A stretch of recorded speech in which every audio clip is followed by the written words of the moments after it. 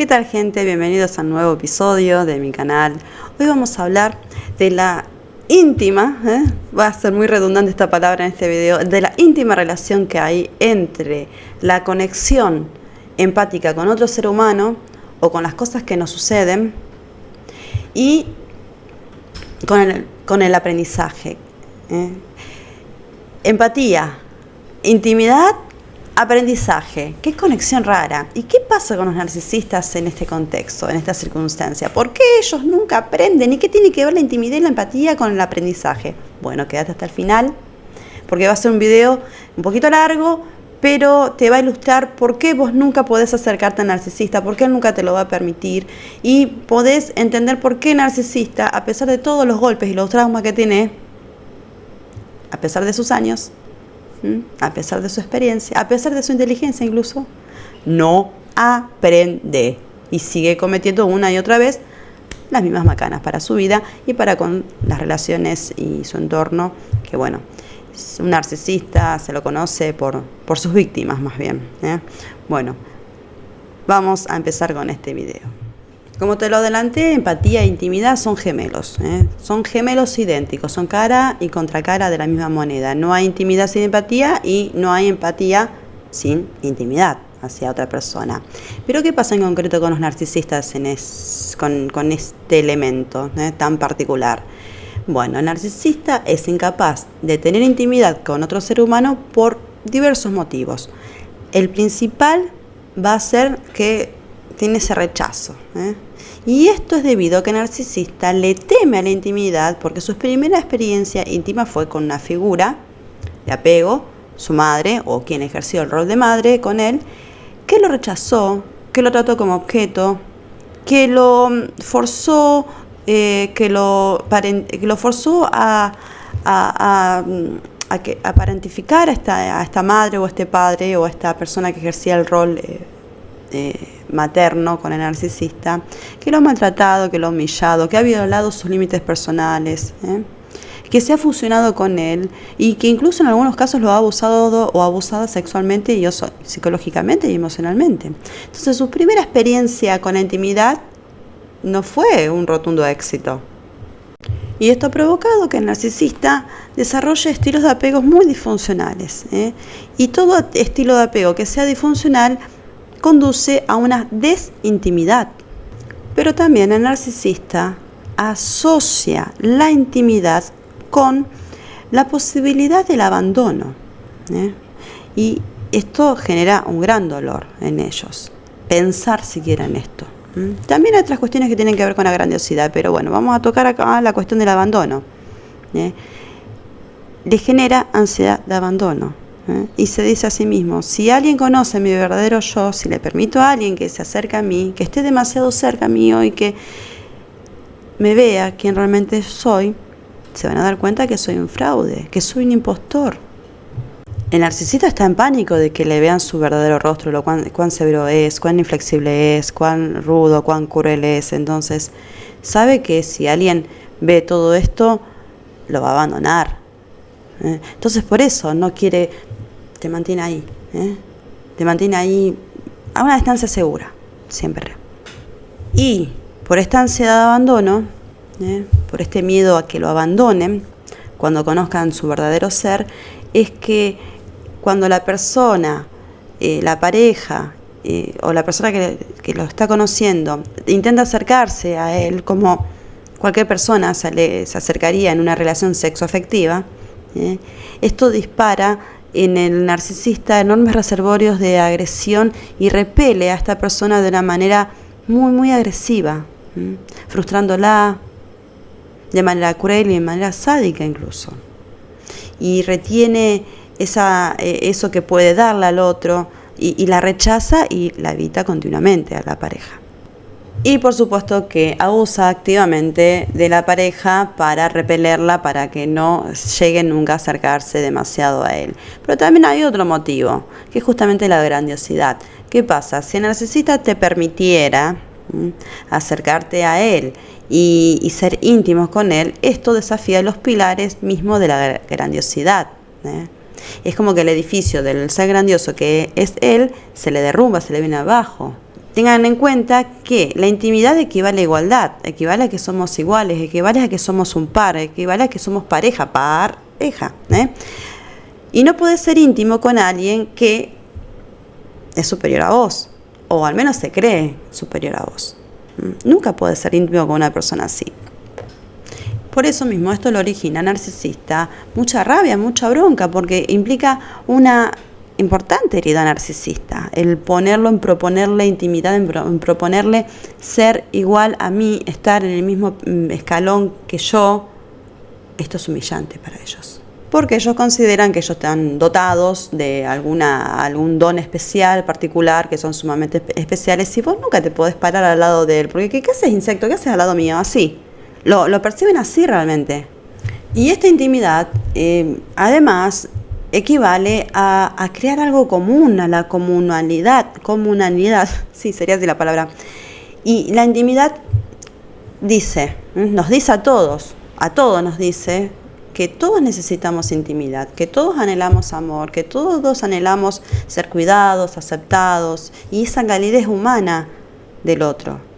Y eso nos convierte en iguales, nos convierte en humanos, nos convierte en seres terrenales.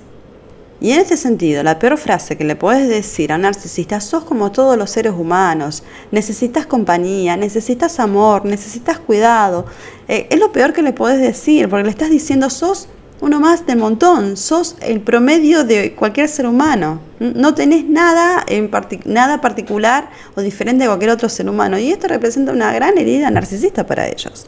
Y es muy probable que cuando vos propagues esos mensajes para el narcisista te deje, te rechace, desaparezca, te haga ghosting, no ghosting solamente, te descarte, porque ¿cómo te vas a atrever a desafiar su grandiosidad? No, ¿qué te pasa? Entonces, se fumó de tu vida, porque intentaste ser íntimo, intentaste ser humano, intentaste mostrarle que él también es un ser humano y necesita lo mismo que cualquier otro ser humano. No, él no es del promedio, él no es uno más del montón. Vos sí sos uno más del montón o una más del montón. Él no, él es especial. Y también la intimidad implica el conocer al otro, la conocibilidad. Implica que puedas llegar a comprender realmente quién sos vos y quién es el otro, la esencia tuya y la esencia del otro. A medida que vamos teniendo intimidad con alguien, vamos conociendo su personalidad, esas capas superpuestas de personalidad que tiene más ocultas las personas, estos rasgos que se van repitiendo a lo largo de la historia de esa persona, la historia de vida de esa persona. Vamos conociendo sus intereses, la percepción del tiempo, su biografía personal, cómo esta persona interpreta su vida, su biografía, su historia. Esto solamente la intimidad lo produce. Así que la intimidad se trata de cosas en común. ¿Y qué le sucede al narcisista? Esta conocibilidad, esta posibilidad de que puedas conocerlo a él, puedas ver quién realmente es él, esto atenta contra los pilares de la grandiosidad que tiene el narcisista. ¿Por qué? Porque el narcisista es Dios. Está alejado de los asuntos humanos, normales de las personas mundanas, como vos, como yo, como todos. No, ellos están por arriba. Son seres superiores. Lo digo irónicamente, por supuesto. Entonces, nunca vas a poder conocerlos. ¿Podés conocer a Dios? No. Por supuesto que no, vos te podés pelear con Dios, vos podés hablar con Dios, vos podés enojarte con Dios, pero podés obedecer a Dios, sobre todo tenés que alabar a Dios, pero de ninguna manera podés conocerlo. Y si te atreves a afirmar lo contrario, vas a despertar la ira narcisista porque vos estás quebrando los pilares de su grandiosidad, que uno de sus rasgos de trastorno, o sea, el DSM lo cita, la grandiosidad, como uno de los primeros criterios de diagnóstico. Entonces, es un atentado, el narcisista lo percibe como un atentado grave a sí mismo. Ese es el tema, no es que vos estás haciendo algo grave, estás haciendo algo totalmente humano, totalmente normal, totalmente lógico, pero ellos lo perciben de otra manera. Y yo por ahí te lo estoy dramatizando para que lo comprendas cómo funciona la mente de estas personas. Porque realmente es inentendible para quien no conoce la psicodinámica y no tiene este tipo de psicoeducación. Y él lo va a interpretar además que lo estás haciendo a propósito, que querés castigarlo, que estás siendo persecutorio, que sos malvada, malvado. Y lo haces a propósito para lastimarlo, para humillarlo. Va a entenderlo de esta manera.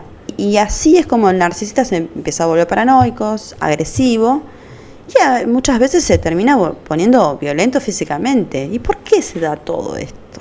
Y sí, para saber todo esto tenemos que ir a las bases, a los orígenes, no solamente del narcisista, sino cómo se construye el aparato psíquico, la humanidad, el ser humano, cómo va evolucionando, La vida humana, la vida de todos nosotros, de todos los seres humanos, se forma a través de una biografía, de una historia personal. Y en este proceso personal uno se va convirtiendo. Somos como materia prima que tiene determinados genes que nos predisponen dentro de un repertorio, dentro de un espectro. Y luego este entorno actúa sobre nuestros genes y nos forman y nos ayudan a convertirnos.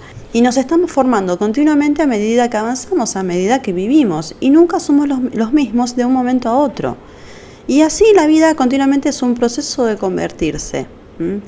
Y el elemento crucial de este convertirse es la comprensión.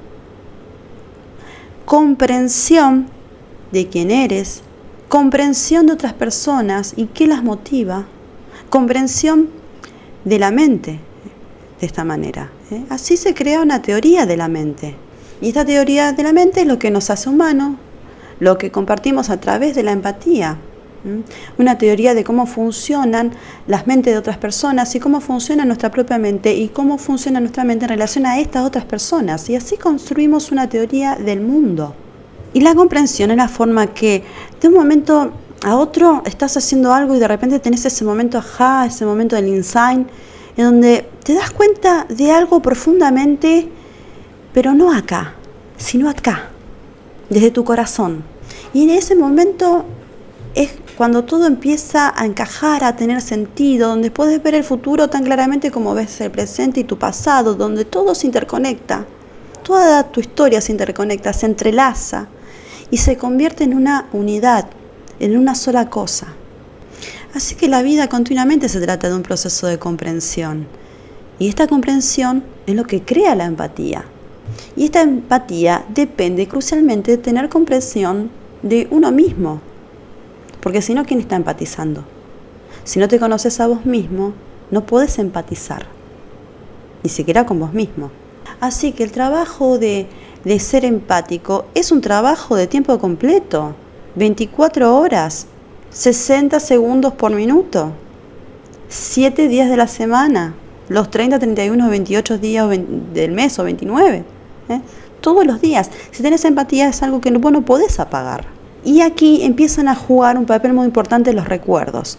Los recuerdos junto con las emociones y junto con las cogniciones. No solamente los recuerdos, sino lo que vos interpretaste y sentiste de ese momento. Entonces, cuando tenés comprensión de quién sos, podés tener comprensión de otras personas y esto se llama teoría de la mente. Y luego la comprensión es el puente que nos conecta con otras personas y esto es lo que se llama empatía. Así que la empatía se trata de la comprensión cuando está dirigida hacia otras personas. Cuando se trata de mí es comprensión de mí mismo y cuando se trata de la comprensión hacia los demás es empatía. Al principio el bebé está enfocado en sí mismo, dirige toda su fuerza vital, su libido hacia sí mismo. Él es el locus de la inversión libidinal. Entonces así el bebé se entiende como siendo el mundo, la madre es el mundo, todo es el bebé, el universo es el bebé. Es como que el bebé se inflara e incorporara dentro de sí mismo el universo. Pero luego todo esto se fractura y se rompe y es el evento más traumático de cualquier ser humano que todos hemos atravesado en la vida, que cuando nos damos cuenta, en algún momento cuando éramos bebés probablemente no nos acordamos, seguramente, porque hay otras cuestiones neuronales por las cuales no acordarse, pero el bebé se da cuenta de que en algún lugar termina él y que comienza el mundo, que él se detiene en algún lugar, que la madre no es él, que la madre no está dentro suyo, que el mundo no está dentro suyo. Así que cuando ocurre esta fractura, necesitas justamente de la empatía para aferrarte, para sujetarte a lo que solía ser parte de tu mundo. Es como que estás soltando el mundo en ese momento, el bebé está soltando el mundo, que está dejando ir, se está separando de ese mundo que antes creía, sentía que era de él, y se empieza a individualizar él como sujeto, y separándose no solamente del mundo, sino de los demás individuos, para ser él un propio individuo. Y el único puente tenue que queda va a ser la empatía. Y acá se funde la empatía, en la comprensión. Porque fíjense, es la madre la que interpreta lo que le sucede al bebé. A través de la comprensión, tiene frío, necesita UPA, quiere tomar teta, necesita que lo cambien, necesita que lo tengan en UPA, en brazos, necesita cariño. Y la madre le da las interpretaciones al bebé. Y eso se llama comprensión. Y por ello la empatía es la base del aprendizaje. Pero también no solamente la empatía, sino también la comparación nos aporta aprendizaje. Aprendemos por comparación, porque comparamos constantemente, comparamos nuestro pasado con nuestro presente, comparamos a esta persona con aquella otra persona, nos comparamos a nosotros con otras personas. Todo el tiempo estamos comparando. Pero en este comparar también estamos aprendiendo de otros. Si no, no iríamos a la escuela, si no, no iríamos a la universidad. Si no, no aprenderíamos de nadie. Y las redes sociales también se fundamentan mucho en esta comparación, y en este posicionamiento relativo también. Que ojo con esto. También es base de aprendizaje, pero también es base de condicionamiento. Así que la empatía conduce al aprendizaje. Y sin empatía no te podrías comparar con nadie. Solamente sería una analítica cognitiva, pero no resonaría dentro tuyo y no crearía aprendizaje, como lo vamos a ver un poquito más adelante.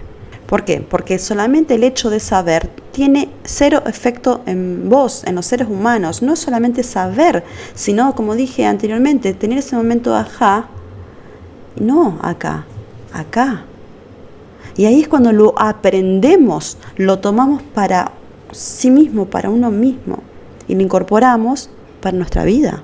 Así que continuamente la empatía constituye un motor que nos acerca y nos conecta con otras personas. Es como ese puente que se tiende, como la pintura de Miguel Ángel en la Capilla Sixtina, que extiende la mano, que conecta con el otro. Y es solamente comparándote con los demás, es como vos te calibrás, cómo obtenés una comprensión más realista del mundo. Con otras personas es cuando podés tener mejor prueba de realidad, es cuando te enfocás, es como un visor, el otro te da un espejo, te dice, mira, en esto la estás, cuando tus amigos te dicen, no, mira, en esto la estás cagando, cuando son así, cuando te dicen la verdad, te van calibrando los amigos, tu entorno, para tener una visión más realista de quién sos vos.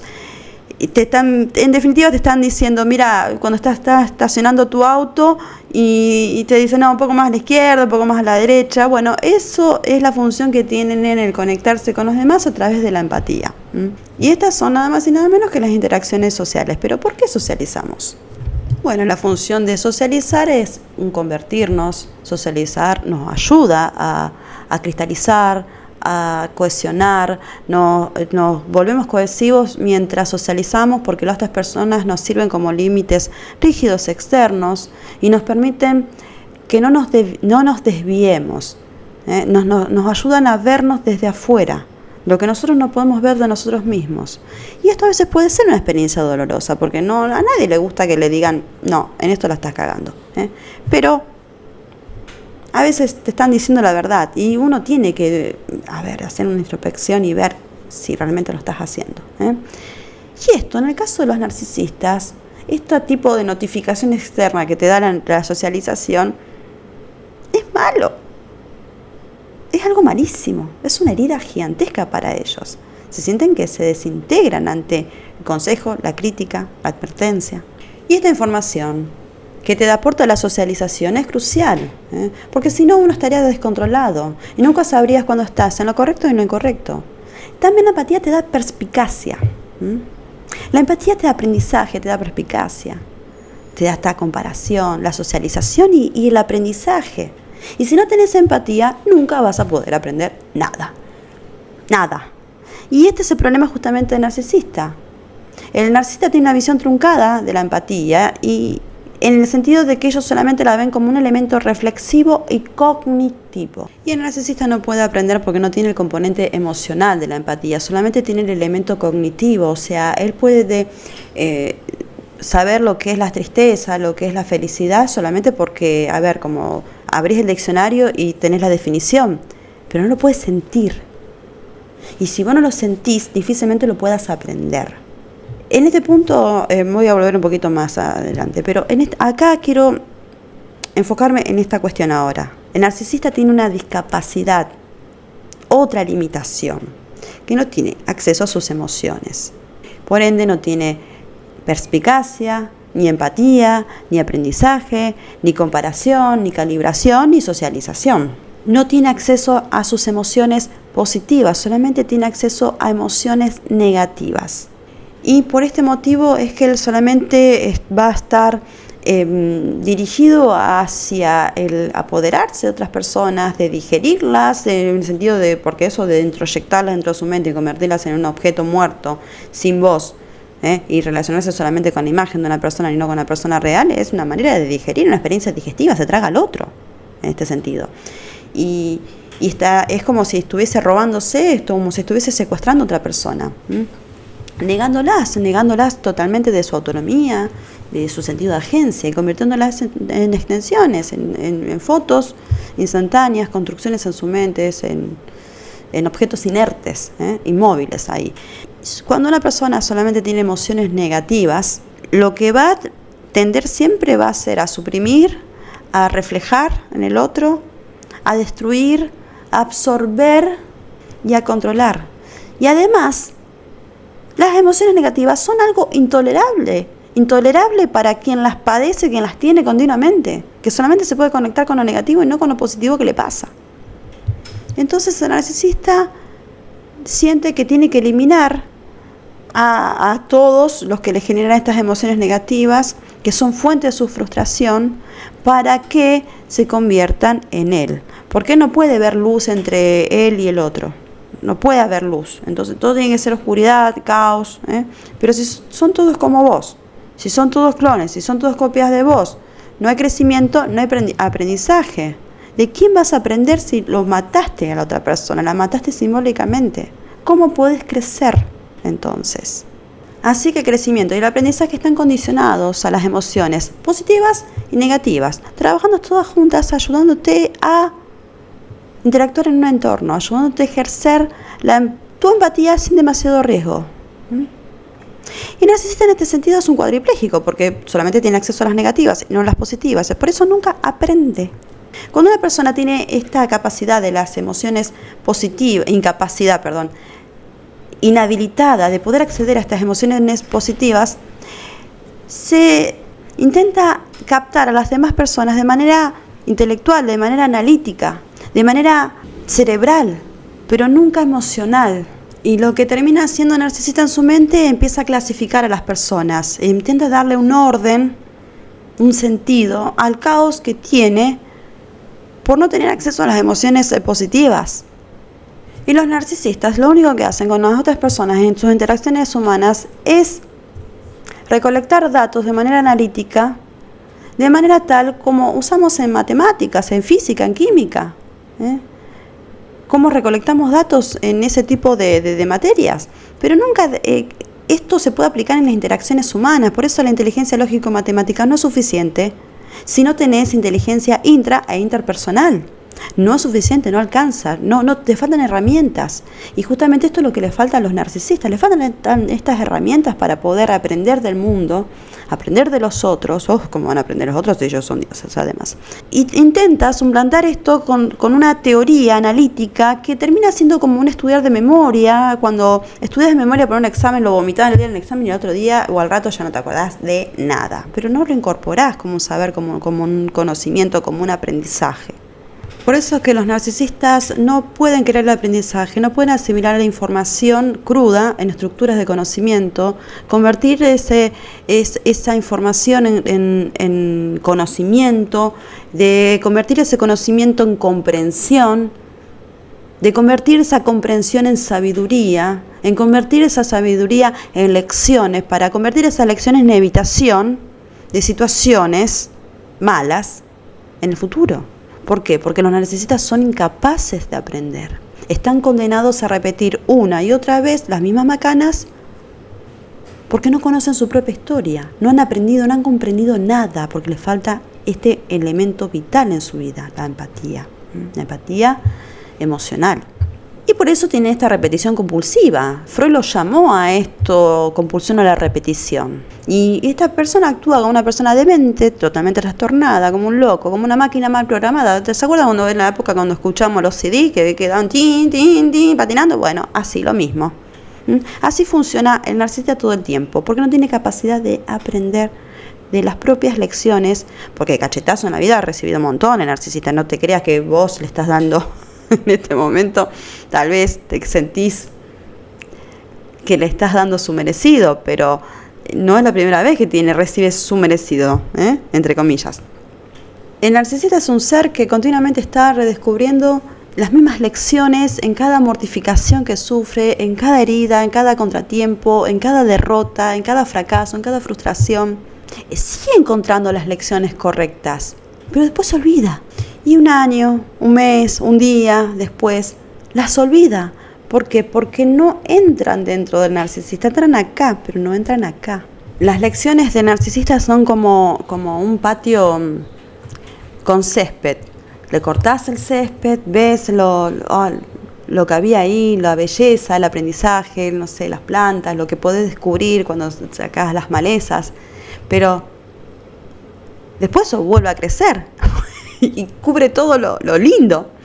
Entonces, al narcisista le pasa exactamente lo mismo, como que le crece la maleza continuamente porque no aprende emocionalmente, aprende solamente cognitivamente. Y son como esto es como estudiar de memoria, vomitar el conocimiento, no el conocimiento, la información, porque esta información nunca la convierte en conocimiento. Entonces, ya está, listo, te olvidaste. Y los narcisistas saben esto. No son tontos. A ver, por eso mismo ellos muchas veces, siempre, rechazan las ayudas, los consejos, porque se sienten incorregibles, se sienten refractarios. No es verdad que ellos no se dan cuenta. No escuchen esas pavadas que dicen, no, si la persona se pregunta si es narcisista, entonces no es narcisista. No, esas son pavadas. La persona que es narcisista tal vez no sepa que es narcisista, pero sí sabe que hay algo mal con ellos, porque es un sufrimiento importante ser narcisista, no es que la pasan bien, son conscientes de que algo mal hay en ellos, porque continuamente, si vos no estás aprendiendo las lecciones y continuamente estás tropezando con la misma piedra, que eso es un CD rayado, es una enfermedad sin esperanza realmente, es realmente como un cáncer terminal ser narcisista, en donde a veces sí, se ataca el cáncer en determinado lugar, pero después reaparece en otro momento. Es como la maleza hasta que crece continuamente. Y se defienden, por supuesto, y se defienden de esta gran desesperación que sienten por dentro, de este caos, y crean mecanismos de protección como nuevas narrativas. Y también están ahí, a veces no reciben consejos porque ¿para qué voy a recibir un consejo si no puedo implementarlo? Si no me puedo apropiar, si no lo puedo aprender para mí. Entonces es como que también se ven así, como a sí mismos como no tengo arreglo, no tengo esperanza para nada. Si total, dentro de un día, dentro de una semana, dentro de un año me voy a olvidar de esta lección y voy a volver a cometer el mismo error. Ellos asumen que todo su disco duro continuamente se les está borrando, todas las memorias se les están borrando. Entonces, ¿para qué se van a molestar en guardar archivos? Si tienen un disco duro, disco rígido, que se borra automáticamente cada ciertos periodos. Y en este sentido, el narcisista es la primera persona que renuncia a sí mismo, que no lo intenta, por eso también son renuentes al tratamiento. Dentro de cuando están en tratamiento hay muchos profesionales que no los quieren tratar porque se sienten muy frustrados a esta limpiadura, a esta limpieza de disco rígido. Es como que continuamente hay que estar haciéndole backup para que puedan incorporar las memorias, tal vez por repetición, por lo que sea, pero a muchos terapeutas se sienten muy frustrados de tratar con narcisistas y evitan tratarlos por este motivo, porque bueno, a ver, yo que soy coach, me gusta ver a la gente avanzar, no me gusta ver a la gente que una y otra vez. No es gratificante para mí, pero desde mi posición, desde mi lugar, es mucho menos doloroso de lo que está sufriendo esa persona que continuamente está tropezando con la misma piedra y que sufre enormemente y que cada herida que tiene no genera una lección. Y también por este motivo el narcisista desincentiva lo que son las relaciones íntimas, la intimidad, el conocimiento, la cercanía con el otro, porque sabe que le pasan todas estas cosas. El narcisista puede ser muy inteligente, tener un coeficiente intelectual de lo más elevado, pero sigue siendo un idiota en términos de relaciones humanas. El narcisista cree que todo el mundo es como él también, él es el fundador del mundo, es como ese bebé que tiene el mundo dentro de sí mismo. Por eso es que hablé todo cómo se genera, cómo se constituye el psiquismo. Y por eso es que cree que como él no tiene empatía, el resto tampoco, que el amor no existe, que las personas lo fingen, lo mienten, y rechaza cualquier tipo de ayuda, incluso que sea mínima, en algo material incluso. Muchas veces ellos se venden como muy independientes, como que yo puedo hacerlo, yo solo, porque no creen que si se muestran un poquito dependientes, entonces van a ser vulnerables, van a ser vulnerables al otro. Hay una dependencia sana, que si yo no puedo depender emocionalmente, mínimo, una dependencia funcional y emocional hacia una persona que debería de estar conectada íntimamente, entonces no puedo generar vínculo. Hay otra cosa, es la dependencia como trastorno, como problema, en donde la persona, bueno, sí, no puede vivir sin el otro, necesita validación continua, o sea, eso es otra cosa, pero eso de querer ser totalmente independiente, de no necesitar nada de los demás, es como decir, yo soy el mundo, yo soy todo, el mundo soy yo. Entonces, no le dejas espacio, no se le deja espacio así al otro ser humano. Espero que este video te haya ilustrado, porque el narcisista nunca se va a permitir que vos te acerques, porque te desprecia. Cada vez que vos le tirás amor, él te tira con un balde de caca. ¿Por qué hace esto? Para que puedas comprenderlo y por qué puedas comprender por qué es tan idiota, tan bruto, que siempre tropieza con la misma piedra y nunca aprende. Bueno, suscríbete al canal, déjame un like, un comentario, cuál fue tu experiencia, qué es lo que has vivido, déjamelo saber. Y si tenés alguna pregunta, déjamelo también ahí y yo en algún video te lo respondo. Un beso grande, nos vemos luego.